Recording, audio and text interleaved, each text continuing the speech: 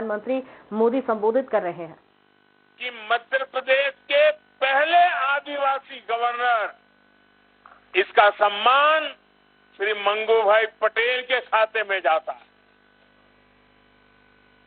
मंच पर विराजमान मध्य प्रदेश के मुख्यमंत्री श्रीमान शिवराज सिंह चौहान जी, केंद्रीय मंत्रिमंडल में मेरे सहयोगी नरेंद्र सिंह तोमर जी, ज्योतिरादित्य सिंधिया जी, वीरेंद्र कुमार जी, प्रहलाद पटेल जी, फग्गन सिंह कुलस्ते जी, एल मुरुगन जी, एमपी सरकार के मंत्रीगण, संसद के मेरे सहयोगी सांसदगण, विधायकगण और मध्य प्रदेश के कोने कोने से हम सभी को आशीर्वाद देने आए जनजाति समाज के मेरे प्यारे भाइयों और बहनों, आप सभी को भगवान बिरसा मुंडा के जन्मदिन पर बहुत बहुत शुभकामनाएं। आपका दिन पूरे देश के लिए, पूरे जनजातीय समाज के लिए बहुत बड़ा दिन है। आज भारत अपना पहला जनजातीय गौरव दिवस मना रहा है। आजादी के बाद देश में पहली बार इतने बड़े पैमाने पर पूरे देश के जनजातीय समाज की कला, संस्कृति, स्वतंत्रता आंदोलन और राष्ट्र निर्माण में उनके योगदान को गौरव के साथ याद किया जा रहा है, उन्हें सम्मान दिया जा रहा है। आजादी के अमृत महोत्सव में इस नए संकल्प के लिए मैं पूरे देश को बहुत बहुत बधाई देता हूं। मैं आज यहां मध्य प्रदेश के जनजातीय समाज का आभार भी व्यक्त करता हूं। बीते अनेक वर्षों में निरंतर हमें आपका स्नेह, आपका विश्वास मिला है। ये स्नेह हर पल और मजबूत होता जा रहा है। आपका यही प्यार हमें आपकी सेवा के लिए दिन रात एक करने के लिए प्रेरणा देता है, ऊर्जा देता है। साथियों, इसी सेवा भाव से ही आज आदिवासी समाज के लिए शिवराज जी की सरकार ने कई बड़ी योजनाओं का शुभारंभ किया है। और आज जब कार्यक्रम के प्रारंभ में मेरे आदिवासी जनजातीय समूह के सभी लोग अलग अलग मंच पर गीत के साथ, धुन के साथ अपनी भावनाएं प्रकट कर रहे थे, मैंने प्रयास किया उन गीतों को समझने के लिए, क्योंकि मेरा यह अनुभव रहा है कि जीवन का एक महत्वपूर्ण कालखंड मैंने आदिवासियों के बीच में बिताया है और मैंने देखा है कि उनकी हर बात में कोई न कोई तत्व ज्ञान होता। पर्पज ऑफ लाइफ आदिवासी अपने नाच गान में, अपने गीतों में, अपनी परंपराओं में बखूबी प्रस्तुत करते हैं। और इसलिए आज के इस गीत के प्रति मेरा ध्यान जाना बहुत स्वाभाविक था। और मैंने जब गीत के शब्दों को बारीकी से देखा तो मैं गीत को तो नहीं दोहरा रहा हूं, लेकिन आपने जो कहा, शायद देश भर के लोगों को आपका एक एक शब्द जीवन जीने का कारण, जीवन जीने का इरादा, जीवन जीने के हेतु बखूबी प्रस्तुत करता है।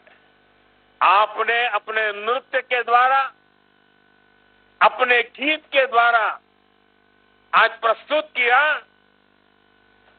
शरीर 4 दिनों का है, अंत में मिट्टी में मिल जाएगा। खाना पीना खूब किया, भगवान का नाम भुलाया। देखिए आदिवासी हमें क्या कह रहे हैं जी। सचमुच में वे शिक्षित है कि हमें अभी सीखना बाकी है। आगे कहते हैं, मौज मस्ती में उम्र बिता दी, जीवन सफल नहीं किया। अपने जीवन में लड़ाई झगड़ा खूब किया, घर में उत्पाद भी खूब किया। जब अंत समय आया तो मन में पछताना व्यर्थ है। धरती, खेत, खलियान किसी के नहीं है। देखिए आदिवासी मुझे क्या समझा रहा है। धरती, खेत, खलिहान किसी के नहीं है। अपने मन में गुमान करना व्यर्थ है। ये धन दौलत कोई काम के नहीं है, इसे यहीं छोड़ के जाना है।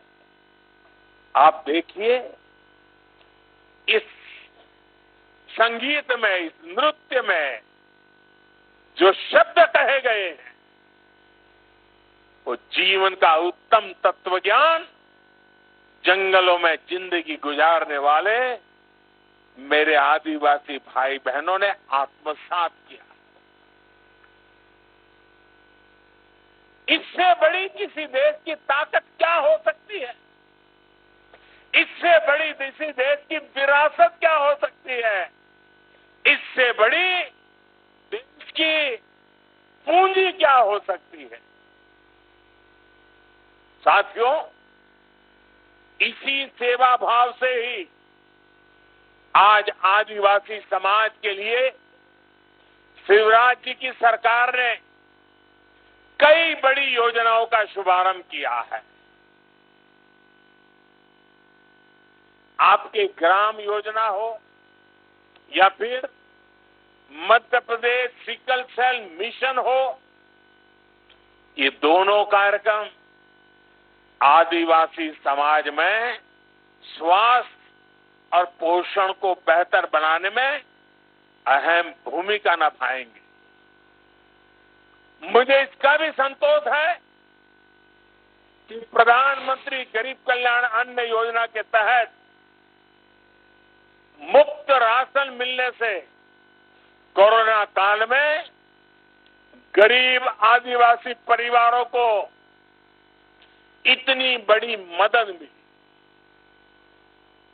अब जब गांव में आपके घर के पास सस्ता राशन पहुंचेगा तो आपका समय भी बचेगा और अतिरिक्त खर्च से भी मुक्ति मिलेगी।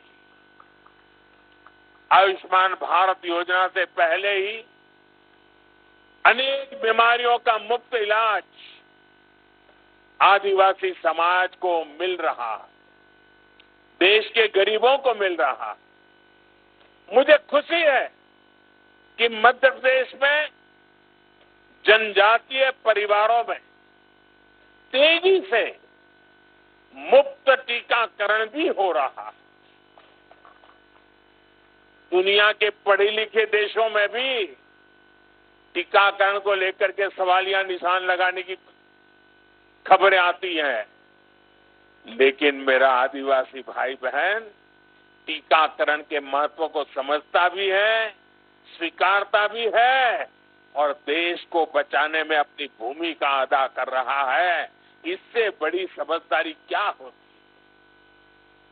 100 साल की सबसे बड़ी महामारी से सारी दुनिया लड़ रही है।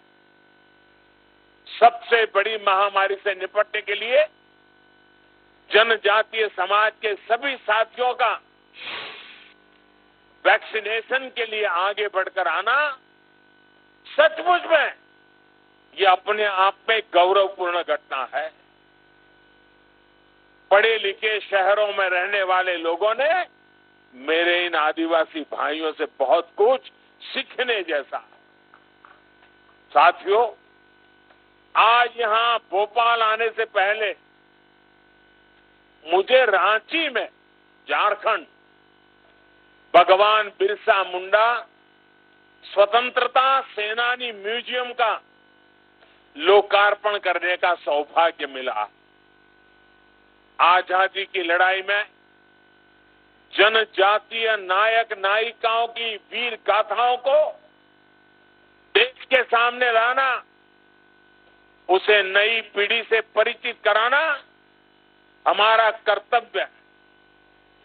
गुलामी के कालखंड में विदेशी शासन के खिलाफ खासी गारो आंदोलन, मिजो आंदोलन, कोल आंदोलन समेत कई संग्राम हुए।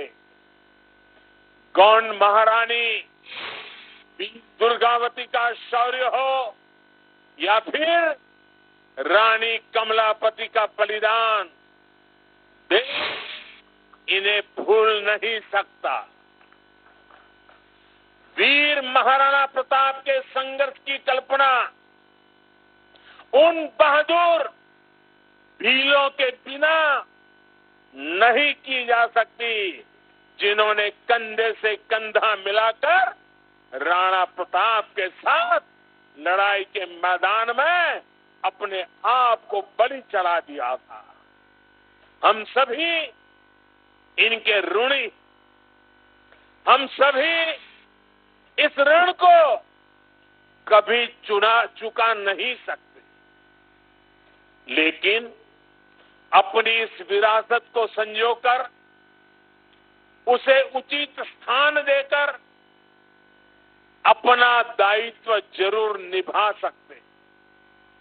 भाई और बहनों, आज जब मैं आपसे अपनी विरासत को संजोने की बात कर रहा हूं, तो देश के प्रख्यात इतिहासकार शिव शाहीर बाबा साहब पुरंदरे जी को भी याद करूंगा।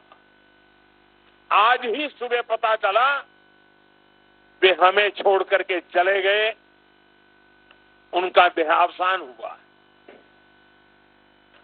पद्म विभूषण बाबा साहब पुरंदरे जी ने छत्रपति शिवाजी महाराज के जीवन को, उनके इतिहास को सामान्य जन तक पहुंचाने में जो योगदान दिया है वो अमूल्य। यहां की सरकार ने उन्हें कालिदास पुरस्कार भी दिया था। छत्रपति शिवाजी महाराज के जिन आदर्शों को बाबा साहब पुरंदरे जी ने देश के सामने रखा, वो आदर्श हमें निरंतर प्रेरणा देते रहेंगे। मैं बाबा साहब पुरंदरे जी को अपनी भावभीनी श्रद्धांजलि देता हूं। साथियों, आज जब हम राष्ट्रीय मंचों से राष्ट्र निर्माण में जनजातीय समाज के योगदान की चर्चा करते हैं, तो कुछ लोगों को जरा हैरानी होती है। ऐसे लोगों को विश्वास ही नहीं होता कि जनजातीय समाज का भारत की संस्कृति को मजबूत करने में कितना बड़ा योगदान रहा। इसकी वजह यह है कि जनजातीय समाज के योगदान के बारे में या तो देश को बताया ही नहीं गया, अंधेरे में रखने की भरपूर कोशिश की गई, और अगर बताया भी गया तो बहुत ही सीमित दायरे में जानकारी दी गई। ऐसा इसलिए हुआ क्योंकि आजादी के बाद दशकों तक जिन्होंने देश में सरकार चलाई, उन्होंने अपनी स्वार्थ भरी राजनीति को ही प्राथमिकता दी। देश की आबादी का करीब करीब 10% होने के बावजूद दशकों तक जनजातीय समाज को, उनकी संस्कृति, उनके सामर्थ्य को पूरी तरह नजरअंदाज कर दिया गया। आदिवासियों का दुख, उनकी तकलीफ, बच्चों की शिक्षा, आदिवासियों का स्वास्थ्य उन लोगों के लिए कोई मायने नहीं रखता। साथियों, भारत की सांस्कृतिक यात्रा में जनजातीय समाज का योगदान अटूट रहा है। आप ही बताइए, जनजातीय समाज के योगदान के बिना क्या प्रभु राम के जीवन में सफलताओं की कल्पना की जा सकती है? बिल्कुल नहीं। वनवासियों के साथ बिताए समय ने एक राजकुमार को मर्यादा पुरुषोत्तम राम बनाने में अहम योगदान दिया। वनवास के उसी कालखंड में प्रभु राम ने वनवासी समाज की परंपरा, रीति रिवाज, रहन सहन के तौर तरीके, जीवन के हर पहलू से प्रेरणा पाई थी। साथियों, आदिवासी समाज को उचित महत्व न देकर, प्राथमिकता न देकर पहले की सरकारों ने जो अपराध किया है, उस पर लगातार बोला जाना आवश्यक है। हर मंच पे चर्चा होना जरूरी है। जब दशकों पहले मैंने गुजरात में अपने सार्वजनिक जीवन की शुरुआत की थी, तभी से मैं देखता आया हूं कि कैसे देश में कुछ राजनीतिक दलों ने सुख सुविधा और विकास के हर संसाधन से आदिवासी समाज को वंचित रखा। अभाव बनाए रखते हुए चुनाव के दौरान उन्हीं अभावों की पूर्ति के नाम पर बार बार वोट मांगे गए, सत्ता पाई गई, लेकिन जनजातीय समुदाय के लिए जो करना चाहिए था, जितना करना चाहिए था और जब करना चाहिए था, ये कम पड़ गए, नहीं कर पाए, असहाय छोड़ दिया समाज को। गुजरात का मुख्यमंत्री बनने के बाद मैंने वहां पर जनजातीय समाज में स्थितियों को बदलने के लिए बहुत सारे अभियान शुरू किए। जब देश ने मुझे 2014 में आप सब देशवासियों की सेवा का मौका दिया, तो मैंने जनजातीय समुदाय के हितों को अपनी सर्वोच्च प्राथमिकता में रखा। भाइयों और बहनों, आज सही मायने में आदिवासी समाज के हर साथी को देश के विकास में उचित हिस्सेदारी और भागीदारी दी जा रही है। और चाहे गरीबों के घर हो, शौचालय हो, मुफ्त बिजली और गैस कनेक्शन हो, स्कूल हो, सड़क हो, मुफ्त इलाज हो, ये सब कुछ जिस गति से देश के बाकी हिस्से से हो रहा है, उसी गति से आदिवासी क्षेत्रों में भी हो रहा है। बाकी देश के किसानों के बैंक खाते में अगर हजारों करोड़ रुपए सीधे पहुंच रहे हैं, तो आदिवासी क्षेत्रों के किसानों को भी उसी समय मिल रहे हैं। आज अगर देश के करोड़ों करोड़ परिवारों को शुद्ध पीने का पानी पाइप से घर घर पहुंचाया जा रहा है, तो ये उसी इच्छा शक्ति के साथ उतनी ही स्पीड से आदिवासी परिवारों तक भी पहुंचाने का काम तेज गति से चल रहा। वरना इतने वर्षों तक जनजातीय क्षेत्रों की बहन बेटियों को पानी के लिए कितना परेशान होना पड़ता था, मुझसे ज्यादा आप लोग इसको भली भांति जानते हैं। मुझे खुशी है कि जल जीवन मिशन के तहत मध्य प्रदेश के ग्रामीण इलाकों में 30 लाख परिवारों को अब नल से जल मिलना शुरू हो गया और इसमें भी ज्यादातर हमारे आदिवासी इलाकों की है। साथियों, जनजातीय विकास के बारे में बात करते हुए एक बात और कही जाती थी। कहा जाता था जनजातीय क्षेत्र भौगोलिक से बहुत कठिन होते हैं। कहा जाता था कि वहां सुविधाएं पहुंचाना मुश्किल होता है। ये सारा बहाना काम न करने के बहाने थे। यही बहाना करके जनजातीय समाज में सुविधाओं को कभी प्राथमिकता नहीं दी गई, उन्हें अपने भाग्य पर छोड़ दिया गया। साथियों, ऐसे ही राजनीति, ऐसी ही सोच के कारण आदिवासी बाहुल्य वाले जिले विकास की बुनियादी सुविधाओं से भी वंचित रह गए। अब कहां तो इनके विकास के लिए कोशिशें होनी चाहिए थी, लेकिन इन जिलों पर पिछड़े होने का एक टैग लगा दिया गया। भाई और बहनों, कोई राज्य, कोई जिला, कोई व्यक्ति, कोई समाज विकास की दौड़ में पीछे नहीं रहना चाहिए। हर व्यक्ति, हर समाज आकांक्षी होता है, उसके सपने होते हैं। सालों साल वंचित रखे गए इन्हीं सपनों, इन्हीं आकांक्षाओं को उड़ान देने की कोशिश आज हमारी सरकार की प्राथमिकता है। आपके आशीर्वाद से आज उन 100 से अधिक जिलों में विकास की आकांक्षाओं को पूरा किया जा रहा है। आज जितनी भी कल्याणकारी योजनाएं केंद्र सरकार बना रही है, उनमें आदिवासी समाज बाहुल्य आकांक्षी जिलों को प्राथमिकता दी जा रही है। आकांक्षी जिले या फिर ऐसे जिले जहां अस्पतालों का अभाव है, वहां 150 से अधिक मेडिकल कॉलेज स्वीकृत किए जा चुके हैं।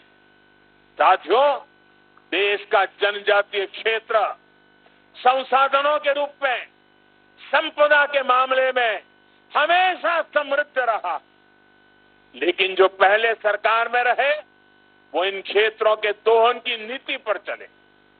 हम इन क्षेत्रों के सामर्थ्य के सही इस्तेमाल की नीति पर चल रहे हैं।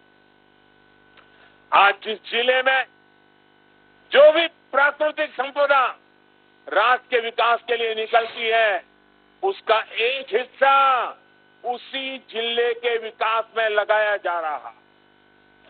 डिस्ट्रिक्ट मिनरल फंड के तहत राज्यों को करीब करीब 50,000 करोड़ रुपए मिले हैं, जो उसी क्षेत्र के लिए खर्च कर दें। आज आपकी संपदा आपके ही काम आ रही है, आपके बच्चों के काम आ रही है। अब तो खनन से जुड़ी नीतियों में भी हमने ऐसे बदलाव किए हैं जिससे जनजातीय क्षेत्रों में ही रोजगार की व्यापक संभावनाएं बने। भाई और बहनों, आजादी का ये अमृतकाल आत्मनिर्भर भारत के निर्माण का काल। भारत की आत्मनिर्भरता जनजातीय भागीदारी के बिना संभव नहीं है। आपने देखा होगा अभी हाल में पद्म पुरस्कार दिए गए। जनजातीय समाज से आने वाले साथी जब राष्ट्रपति भवन पहुंचे, पैर में जूते भी नहीं थे। सारी दुनिया देख करके दंग रह गई, हैरान रह गई। आदिवासी और ग्रामीण समाज में काम करने वाले ये देश के असली हीरो है, असली हीरो है। यही तो हमारे डायमंड है, यही तो हमारे हीरे हैं। भाई और बहनों, जनजातीय समाज में प्रतिभा की कमी, कभी कोई कमी नहीं रही, लेकिन दुर्भाग्य से पहले की सरकारों में आदिवासी समाज को अवसर देने के लिए जो जरूरी राजनीतिक इच्छा शक्ति चाहिए ना, कुछ नहीं था, बहुत कम थी। सृजन आदिवासी परंपरा का हिस्सा है। मैं अभी आने से पहले सभी आदिवासी समाज की बहनों के द्वारा जो निर्माण कार्य हुआ है, वो देख करके मैं सचमुच में बड़े मन को आनंद होता था। इनकी उंगलियों में, इनके पास क्या ताकत है। सृजन आदिवासी परंपरा का हिस्सा है, लेकिन आदिवासी सृजन को बाजार से नहीं जोड़ा गया। आप कल्पना कर सकते हैं, बांस की खेती जैसी छोटी और सामान्य सी चीज को कानूनों के मकड़ जाल में फंसा कर रखा गया।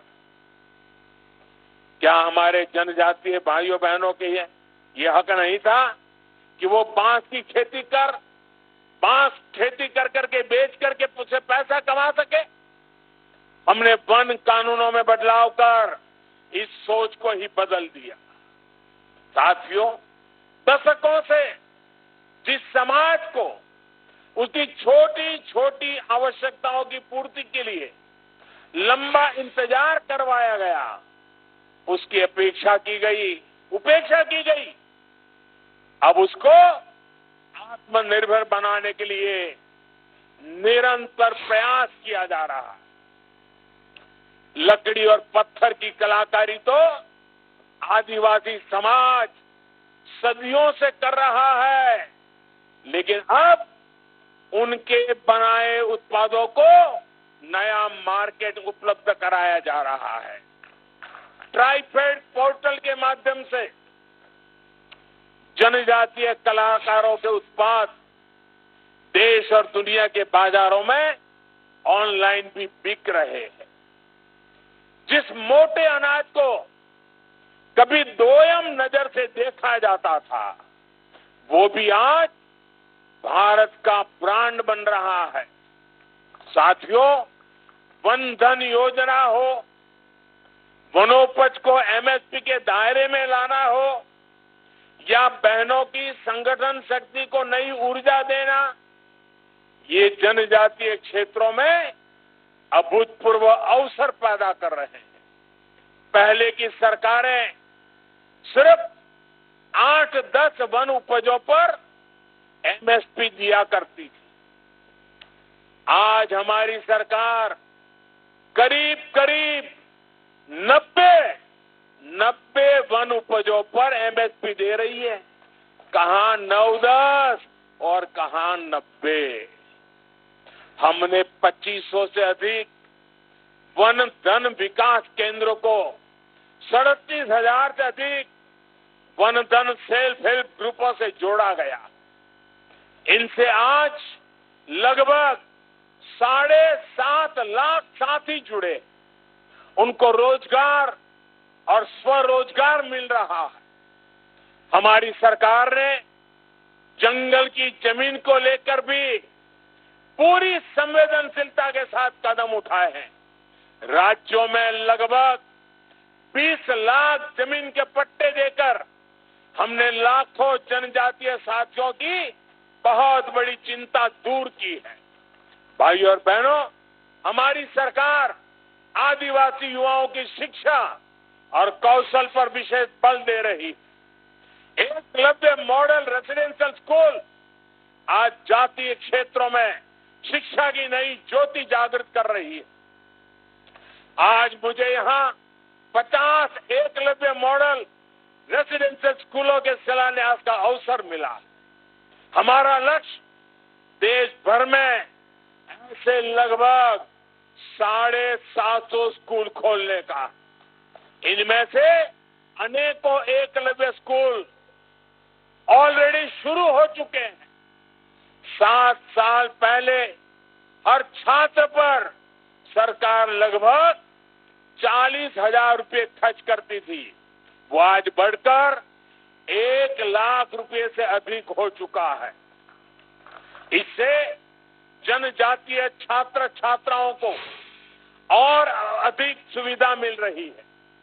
केंद्र सरकार हर साल लगभग 30 लाख जनजातीय युवाओं को स्कॉलरशिप भी दे रही है।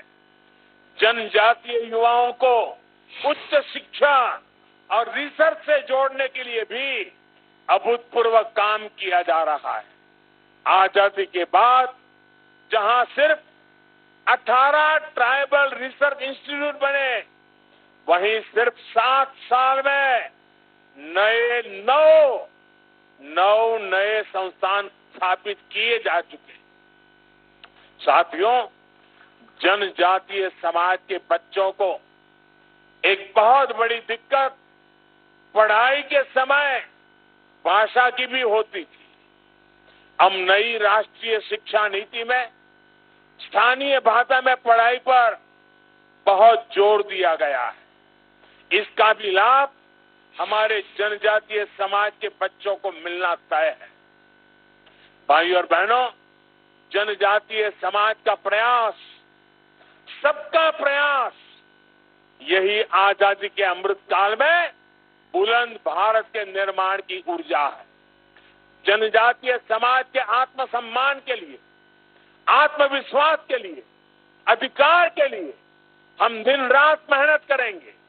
आज जनजातीय गौरव दिवस पर हम इस संकल्प को फिर दोहरा रहे हैं और ये जनजातीय गौरव दिवस जैसे हम गांधी जयंती मनाते हैं, जैसे हम सरदार पटेल की जयंती मनाते हैं, जैसे हम बाबा साहब अम्बेडकर की जयंती मनाते हैं, वैसे ही भगवान बिरसा मुंडा की 15 नवंबर की जयंती हर वर्ष जनजातीय गौरव दिवस के रूप में पूरे देश में मनाई जाएगी। एक बार फिर आप सभी को बहुत बहुत शुभकामनाएं। मेरे साथ दोनों हाथ ऊपर करके पूरी ताकत से बोलिए, भारत माता की, भारत माता की, भारत माता की, भारत माता की। बहुत बहुत धन्यवाद।